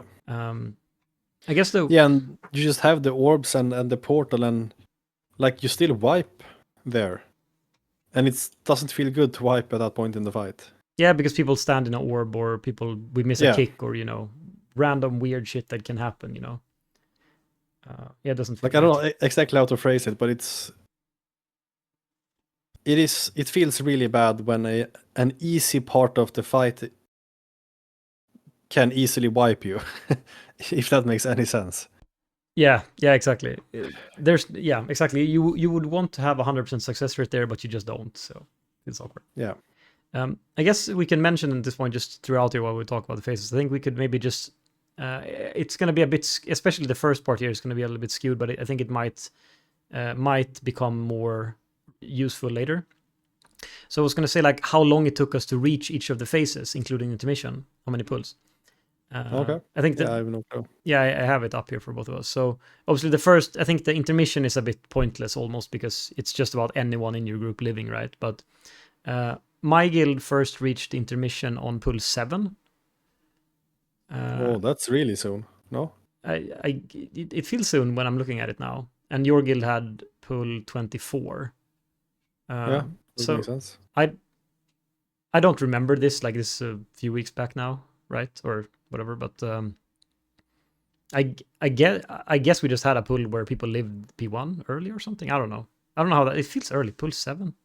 I don't know. That's what it says on Warcraft logs at least that we reached intermission at that point. Well, I guess once we've reached the boss, they had nerfed the puddles so that you could have deaths, right? Because earlier you couldn't really have deaths Yeah. because the you got too many stacks by popping the thing, right? Maybe it wasn't that difficult to get into the last or into the intermission with like 10 people alive. Yeah. Yeah, probably not. I mean, or apparently not. Like, I don't think Warcraft logs is wrong, right? It would be weird. So yeah, and then the next point, I guess, which I think is a little bit more honest, probably because you actually had to break the shield, right, to get into P2. So like you couldn't really have like half your group dead when this happened, right? You would have to have most people alive. We reached on pull 40. We reached P2 for the first time. Okay. And you reached it on pull 67. Okay. So I think here, I mean, again, it's a little bit hard to say, but we were probably a little bit ahead here in the start of the fight in terms of like pull counts at least. And then for both our guilds, it took a very, very long time, obviously, before we reached P3 from this point.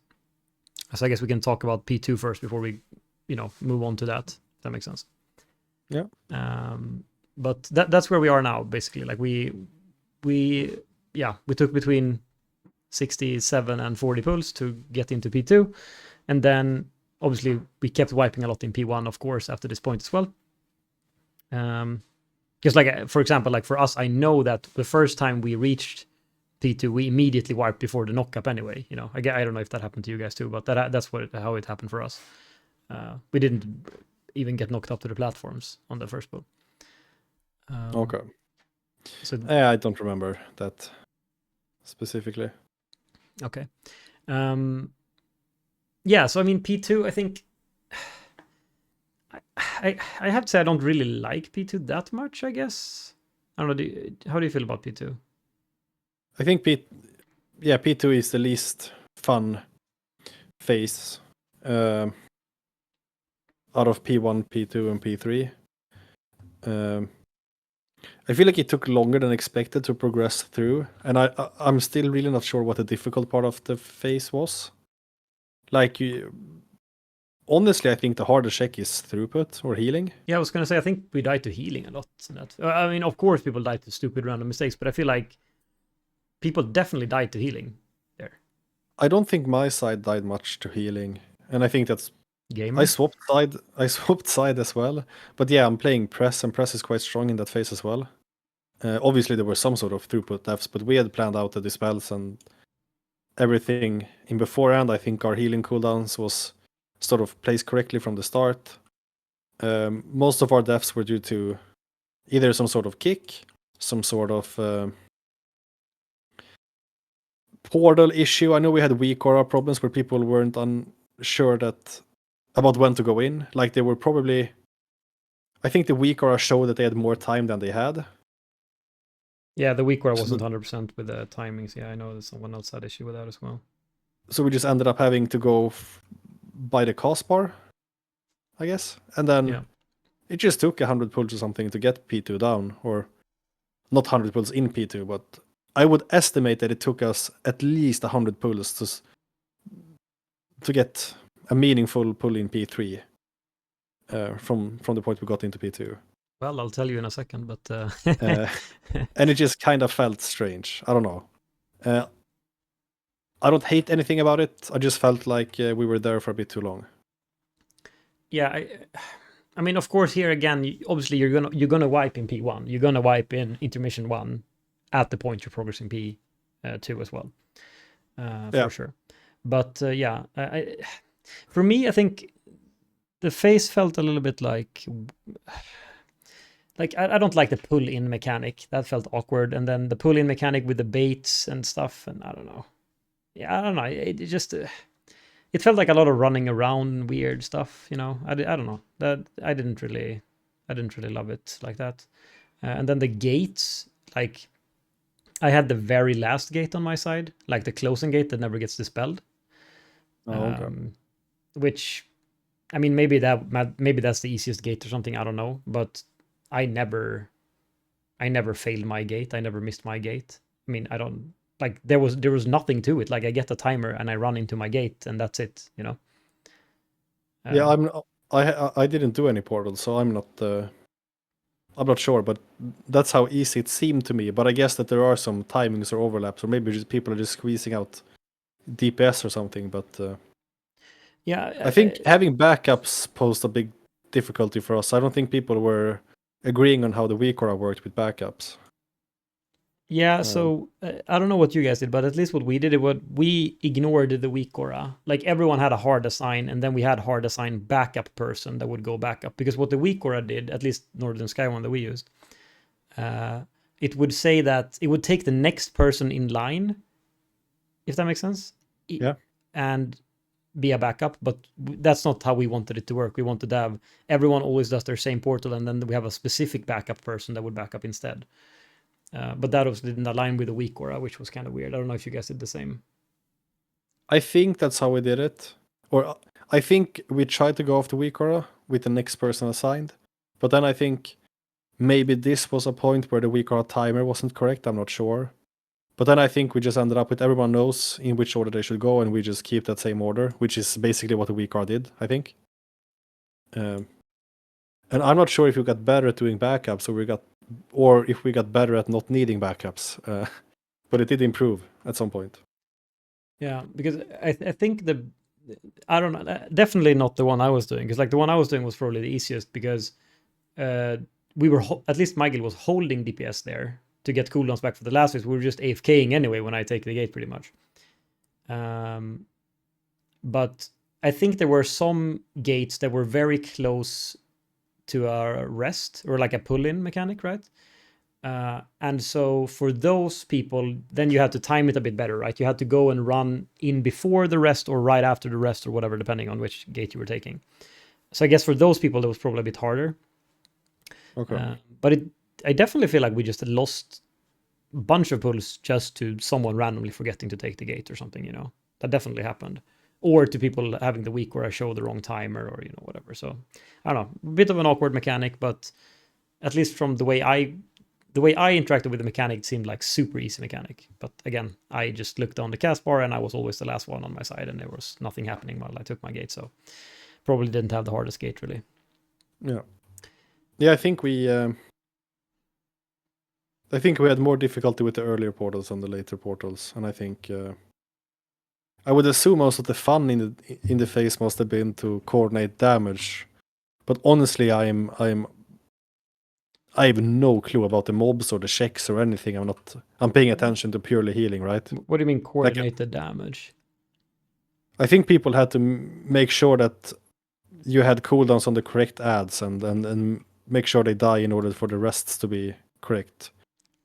Yeah, you had to kill them in time to. Well, you didn't have to, but if you would get like an extra set of rest, like if you didn't kill them fast enough, which is awkward. And we got it sometimes and sometimes not, so that was a bit bad because you kind of had to prepare for it. But at least they did something that I thought was pretty good here, which was that the sides shared HP mostly. There were some ads that didn't, but the bulk of the ads shared HP across the sides, which I think is good probably for something like this. Because it's super boring or annoying to have to hold on one side, or one side always falls behind, or all of these weird things that can happen, right? So I think that was probably a pretty good decision from them. Yeah, it's just nice not to have to sort of min-max to the absolute teeth. Yeah, balance the DPS on each side. Yeah. I mean, there were some mobs that weren't split, but that doesn't really matter if most of them are, right? Or yeah, exactly. Because there were some that were like, for example, like the ads hanging from the ceiling were only on the one side, etc. Right? So there were some odds that weren't there.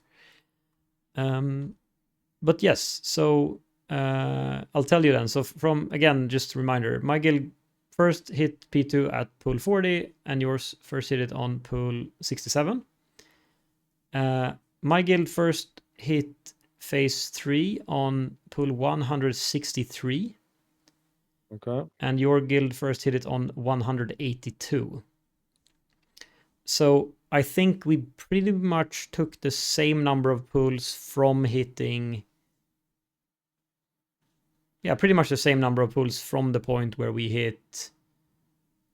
I think you took slightly fewer, but pretty much the same number of pools from when we hit P2 to when we hit P3. So I think we were slightly like ahead of pools since before, and I think that maintained, but it didn't really go much. I think if anything, you caught up a little bit here. Okay. But at this point, when we reach P3, we are 19 pulls before you. Does that make sense? So it's pretty close at this point, actually. And then we have phase 3. I don't know how you. I don't know. This is probably my favorite phase, actually, even though it's a bit easier. But I don't know.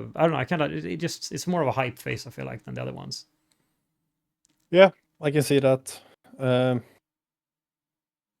I think I like P1 more, but I don't have any complaints about the design of P3.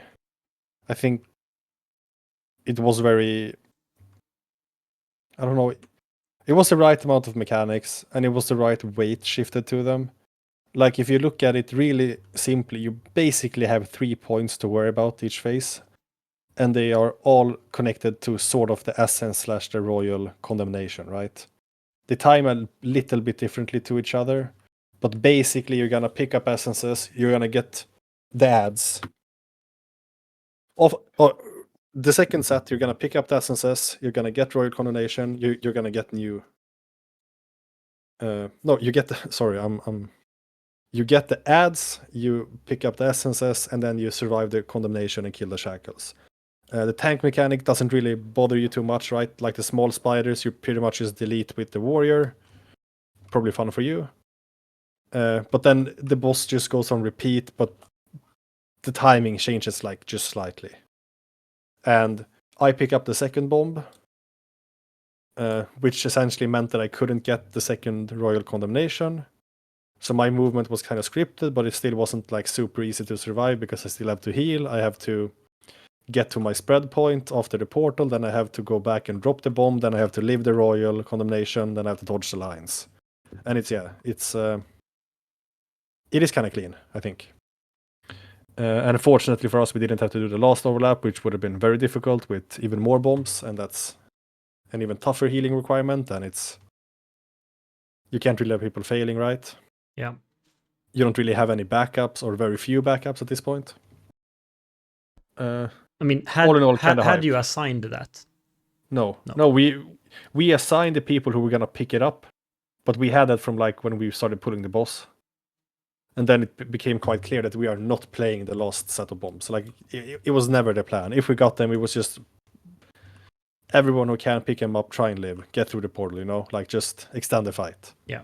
But that never happened. Like we didn't get a wipe where this situation occurred. Yeah, exactly. Because you get to the point where you get the portals and you just say, "Yo, just put them anywhere. We're not going to use them. We're committing to not using them." So you don't even try to place them, right? And obviously, had you then gotten to that point, you would have died from that. Yeah. But I think the last phase was like really hectic from an evoker standpoint. Because P1, I guess the entire fight is kind of true, but especially as a Flame Shaper Preservation Evoker, you're using your entire kit for the fight. Like, you have a very important time spirals for the entire raid, right? You have very important rescues for specific people and tanks in P2. You even have Renewing Blaze that applies a... Do you know about the Renewing Blaze on Evokers? No, I mean I recognize the name. I don't know which ability that is. It's a personal you have that makes you heal back damage you've taken, Oh yeah, basically. yeah. But as one of the hero talents, you can apply it to another person. And it's a very effective talent to put on the tank generally, because the tank can take quite heavy hits. And then they can get healed back up, right? Yeah. So you can put this for the healing absorb in P1. You can put this for the big tank hit in P2. You can put this for the feast or infest, I guess it's called, in P3. I use it as on the tank and then on the bomb carrier, and I rescue the bomb carrier, and then I try and get a Zephyr on the people that have royal condemnation before I move out to drop my bomb. And there's just, like, I've never played my class so completely before, I don't think. Like, there's basically not a single piece of utility you wouldn't use. You even have use of the niche shield destruction talent, which I didn't spec, but yeah, I didn't spec my shield destruction either, but it feels like it could have been used on that fight because there was a lot of shields, but most people didn't use it. Most dev use it. I saw some press use it too, but you actually have to give something up. And I didn't. Like, I usually try and get a lot of damage out when I'm healing, but I couldn't see a world where I want to drop 1 point to help destroy the shields. And partly because the shield checks weren't that difficult, but also, like, at some point you just can't add more overhead. Yeah. Like, speaking about the intermission, there's still a lot to heal in intermission, you know? I don't want to be bothered to press a DPS instant every 9 seconds or whatever. Like, it sounds simple, but it is actually overhead. Yeah, and I mean, how many times are you gonna break the shield because of that, and not otherwise, So it's a very like small thing. Yeah. So I agree that P3 felt most hype. I feel like I had to play my class quite well, just to play well enough, And I can see how it's interesting for every role as well. It seems like as a caster, you can probably focus a bit on how you're gonna deal with the big ads. As a melee, you can probably focus a bit on how you're gonna deal with the small ads. Everyone has to find the portal timings and where to run. Most people pick up an orb at some point. Everyone has to be ready for royals. Tanks actually have some sort of mechanics going on, it seems like, right? Yeah. There is some sort of DPS check, even though you argue that we're not doing the last overlap. Our real enrage is the last overlap, right? There's no way we're gonna do it. So there's still some sort of DPS check to the fight. Yeah, but that felt very not hard, if that makes sense. Yeah, I guess mainly because you can collect or you can secure the DPS check in P1, which makes it a lot more easier to min-max, right? Yeah. That probably would have been a fun way to make the boss a bit more difficult, just to either increase the health or sort of... I guess increase the health of the boss would have been the best way to make us play out a really difficult version I mean, of if the they, fight. if they didn't do the 5% nerf, or if you didn't get those extra percent buff from the raid or whatever, right, it would have been. Yeah. Yeah, because after you've... I'm going to allow you to say what you think about P3, but then I want to discuss the Bloodlust timings a bit, or like strategy differences on the fight. Definitely, yeah. Yeah, no, but yeah, I'll just say I did the first essence, pretty easy, and I just heroic leap over the thing, right? Because I guess everyone who's doing the first set, you never take the portal. So yeah, I don't know. I think it was pretty cool. Pretty hectic fight, or pretty like hectic phase in terms of like there's always somewhere to be, always something to do, and you're always and dodging this web blades in the last phase. It's like a lot less space. It feels like, at least. Okay, I felt like it was easier in the last phase, I'd say. And not that I died to it or whatever, but I felt like you had to go more out of your way to dodge it in the last phase. At least that's how it felt to me. Did that feel better than being crammed out towards the edge? Or was it the same situation here? I feel like this felt way more like you would make the decision that you would, just lose damage, and that was Yeah. the choice you had to make, rather than you ever getting like, crammed in. But it could also be that you're way more prone, like 8 minutes into the fight, to like, okay, whatever, you know what? I'll just save it here. I don't want to die here. I don't know if Yeah. that's like a subconscious thing that happened, but Probably to some extent, right? Like you're very aware that the boss can die, and please don't. You really don't want to be the guy. Like you don't want to be the guy that dies in P1, but you really don't want to be the guy that dies in P3 to a line. yeah, exactly, yeah. Right. I guess. Do you want me to just go over the results here, basically, of like how everything ended up playing out, or did you want to say anything else more here first about this with strategy and stuff? No, sure. Oh yeah. Yeah, I guess you can say the results first, and we can just discuss the I guess 2 to 3 different bloodlust timings, which I guess is the main difference in strategy. Right. Yeah. So we can. I'll put it this way. So or the end number of pulls, I guess, finally was that my guild killed it on 264, and you guys killed it on 302. Okay. So I think at this point, from where we were when we got into the phase, I think we did the last phase in like 20 fewer pulls than you did. So basically, we did the first half of the fight 20 pulls better, the middle was the same, and then the end was also 20 better, or something like that. Okay. But few, I guess, interesting notes, maybe. If we look at like when we actually got sort of good pulls, we had 242 we had on like 4%, so then it could have died, I guess. You guys had 289, you had like 10%, so that was like the first time each of us got into the top 10%. But I guess maybe it's something that you want to say something about here, but you guys had a stretch of 20 pulls from pull 246 to 266 or something like that, where you wiped 20 pulls in a row in P1. Yeah, I think we had a raid where we had like the best start of the raid you can imagine having.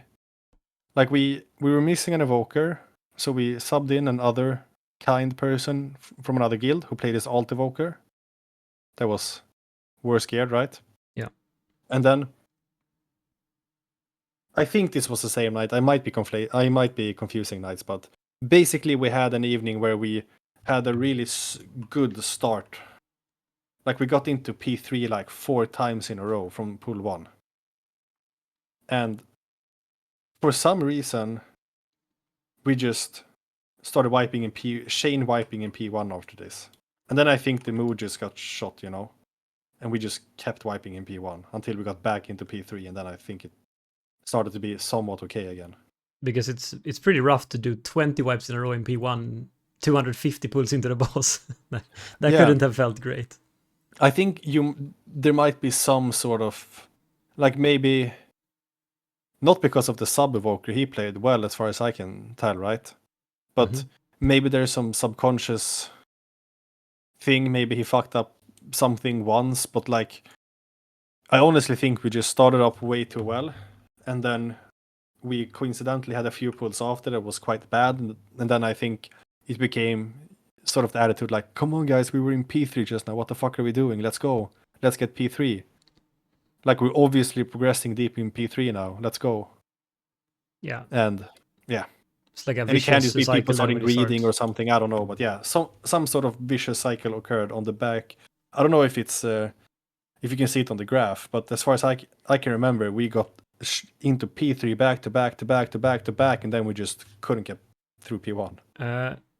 The way it looks, yeah, it looks like you didn't have very deep pulls in P1 in P3, but you did, yeah, you did get a bunch of pulls. It seemed like. I don't know obviously where the raid started, but yeah, you had a bunch of pulls in a row that were P3, I think. If I'm looking at this correctly. Yeah. Maybe one thing to then mention, I guess, because we're gonna talk about the bloodlust timings now, I guess, and one thing to just note here, I guess that we didn't say as well, but you guys' kill was very close. Like Oh yeah. you like extremely Can I close. paint a picture? Yes. Okay, so it's not only because of the Bloodlust timing, but I think the Bloodlust timing makes a huge difference. So basically, Very's guild, the traditional Bloodlust was at around 8:30, I feel like, which carries you through the last set of ads and prepares you to sort of do the last portals. But the expected kill time when we got there was sort of when people just naturally had the DPS not to even worry about the last set of portals. So most guilds, I think both our guilds saw a log that killed the boss in like 9 minutes. So you can clearly see them wasting like a third of their lust, almost a fourth maybe. So then you can decide where to put the lust. And I think Very Skill did a safe play of just shifting the lust back 15 seconds. Yep. You still have the lust for the last set of ads. You still have the lust for the rough overlap. But you're not going to waste any of it. And you're sort of committing to not to do the last portals in some way. And we decided to move the lust even further back and try and find the best point for DPS. And some people have started doing this as well. And this is around 640, which is, I think, after you've just carried out the first set of essences. And you stack up again, and then you just send lust. Like after the first portal. And our kill, and the effect of that is basically where, instead of just committing to not do the last set of acolytes, you're pretty much committing to hopefully not doing the last set of royal condemnation. So various guilds hardened rage sort of was like 9:15. Our hardened rage was like 9:05, maybe more like 9. You can take the royal condemnation. The acolytes can spawn, but you have no intention of breaking the shields. Maybe the two close ones, but they're just gonna chain cast into us. And we have to deal with this without lust, so preferably we kill the boss before this becomes an issue, right? Yeah. Most people didn't really agree with me on how serious this situation was, but even now, after we've killed the boss, I feel very certain that this enrage, so to speak, when you lust that early, is at 9 minutes. Like, you don't want the ads to start casting, you preferably don't even want the royal condemnation to hit, because then you have to deal with that hit and the first set of casts at the same time, you know? Yeah. So we have almost like a bug kill with the boss. So everyone dies. The boss is at like 24k HP. There's one mage alive that sends like a dumps his arcane barrage or whatever it's called, and then he dies. And the only living thing on the platform is our holy priest and his angel, and maybe mirror images from the mage. So it seems to me that, like, due to some server tick rate, the boss stands still and was just about to despawn, but then it died to like the arcane barrage or some dot or something. So we actually killed the boss with 0 people alive. So when the boss dies, we have an angel form, 19 people dead. And we have a print of like when the boss is alive and everyone is dead. Yeah, that's it can't be tighter. And I'm not sure if it was the mirror images, if it was the holy priest angel, or if it just was some server tick rate, like it's waiting to despawn, so to say. But luckily the boss died. Like, it couldn't have been any tighter. that would have been a really awkward wipe, right? Like that would have been kind of demoralizing wipe. Yeah, you could almost hear the energy in the Discord when people starting shouting, and you become real hype. And then everyone starts realizing, oh shit, we're one alive, and then he dies. And it's like 20 people holding their breath, you know? And I would equate this to... I think this is the bloodlust. Because the situation is way more different than I think my guild agrees with me on.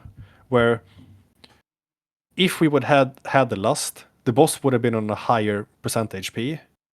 Like maybe it would have been at... I don't even know how much the lust would do, but let's exaggerate. Let's say the boss would be at 5% instead of 1% at one point, right? Yeah. Then we would have all the acolytes up, you would have the royal condemnation up, but the lust is such a powerful throughput, like healing cooldown. We would have been able to naturally break the acolyte shields faster and more of them. We would have been able to heal up in between the ticks, like in between the acolyte casts. And we're still like 10 seconds away from the ring even starting to cast, like the actual soft enrage with this strategy. Yeah. I don't remember the exact kill time. I think we killed it at like 9:09 or something. Or 9:07 maybe. Quite a while before the wave would have hit the ads, like at least 10 seconds away from it. Something like that. Right. And you guys just killed the boss with 20 people alive. Yeah, exactly. Yeah, we had extremely clean kill. Like we had reses available, we had everyone alive. I think we could have killed it with another 5% or something probably. Like there was nothing happening for us. Like no one, no one died, no one was close to dying. We just made the call to ignore even touching the ads because the boss was so low. We're just like, oh, whatever, just kill it. But we could have cleared, we could have just killed those ads as well, probably. What's the difference in our kill time? You would have to tell me your kill time. You don't have public logs, so I don't know what your kill time is. I don't know what kill time we have either. I can tell you that. Yeah, I was just gonna say this might. So I decided to stop raiding after the boss died, and as of today, I don't have access to our private logs anymore. Okay, well then we'll never know. So I actually cannot tell you. Okay, but I'll say this, that I don't think actually it would have maybe mattered because at least for us, we had a pretty slow kill time, 9:07. But that's because we at a few previous points in the fights are holding DPS.